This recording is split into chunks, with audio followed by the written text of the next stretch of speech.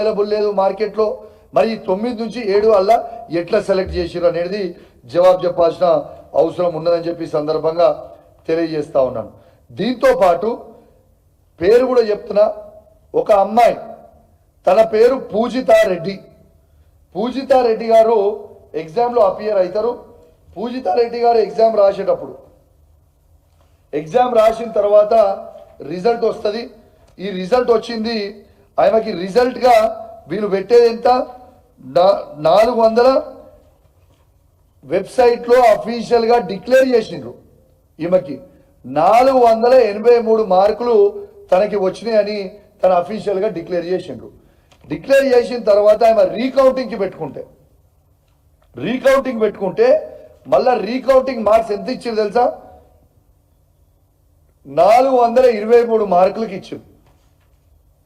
483 మార్కుల నుంచి 423 మార్కులు తీసుకొచ్చారు అంటే దాదాపు 60 మార్కులు తక్కువ వేసిర్రు.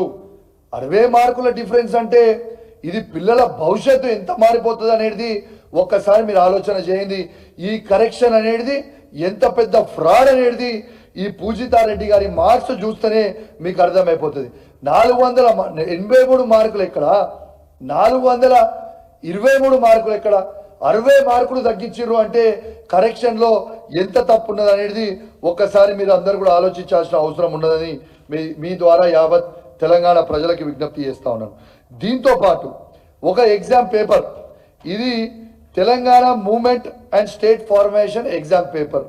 దీంట్లో వీళ్ళు ప్రెస్ నోట్లో అందరికంటే హైయెస్ట్ మార్క్స్ వచ్చినాయి. దీంట్లో కేవలం 100 మార్క్స్ అని చెప్పిండ్రు. అఫీషియల్ ప్రెస్ నోటు వీళ్ళు రిలీజ్ చేసిన దాంట్లో టీఎస్పిఎస్ఓలు వీళ్ళు అఫీషియల్గా రిలీజ్ చేసిన దాంట్లో కేవలం 100 మార్కులు మాత్రమే హైయెస్ట్ వచ్చినాయి అన్నాడు. ఏ పేపర్లో అది, తెలంగాణ మూవ్మెంట్ స్టేట్ ఫార్మేషన్. కానీ వాళ్ళకి వెబ్సైట్లో రిలీజ్ చేస్తారు ఎన్ని మార్క్స్ అయినాకి, 122 మార్కులని వాళ్ళే వెబ్సైట్లో రిలీజ్ చేస్తారు. 122 మార్కులని వాళ్ళు రిలీజ్ చేస్తారు. వీళ్ళు ప్రెస్ నోట్లు ఏమో హైయెస్ట్ వచ్చిన మార్కులకి 100 మార్కులని రిలీజ్ చేస్తారు.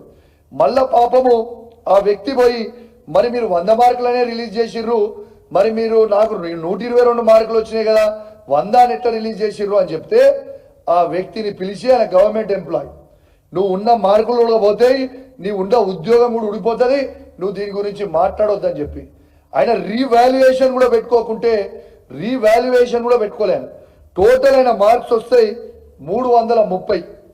ఆయన రీవాల్యుయేషన్ కూడా పెట్టుకోలే. ఇది బయటకు వస్తే ఎట్లా అని చెప్పి డైరెక్ట్గా వాళ్ళే వెబ్సైట్లో చేంజ్ చేసేసి 188 మార్కులను పెట్టేశారు.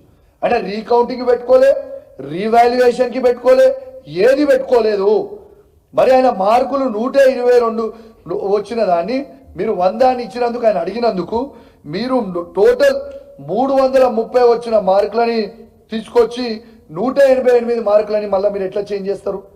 మీరే అనౌన్స్ చేస్తారు, మీరే చేంజ్ చేస్తారు అంటే ఇది ఎంత పెద్ద స్కామో మొత్తము మీరు గమనించాలని నేను విజ్ఞప్తి చేస్తా ఉన్నాను. ఇవాళ నేను ఒకటే అడుగుతా ఉన్నాను, ఇవాళ ఎందుకు